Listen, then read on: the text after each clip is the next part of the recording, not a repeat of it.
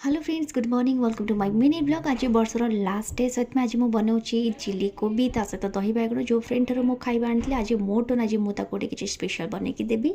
आज जेहतु मो जेजेबापा पिंड था से मो माँ बाहर जाकि बाढ़ थोदेले ये मोर खाଇବା रेडी हो मुझे बिल्कुल भी आज मेकअप नहीं डायरेक्टली एमती गेटअप्रे जाकि ऑफिस पहुँच जाइए। ऑफिस समस्त कार्य बहुत मात्रा व्यस्त रही तापर ये जेहतु 2:30 होगा तो मुझे आसीगली खावाई एका एका आसबि टे आडभांसटा कहदेवी ना। इवनिंग रे समस्त मिसी बाहर कि गुपचुप खाए कि बेला आज भारी खराब कौटी भी किसी गुपचुप पालुन तो डायरेक्टली पलि आसली कटक। देन मुझे बेले केक नहीं आसली बाकी ये रात डिनर था रुटी डालमा भजा। देन मुझे सजासजी टे व्यस्त हो गली जो टाइम है आसी 11टा ये मोर कम्प्लीट हो जाए। एते जेतु शीत हो सब पिला ये शोई पड़ते तो आम मैंने आम भितर केक काटिदेलु बास काली सकाଳେ छुआ मैंने सब खाइबे।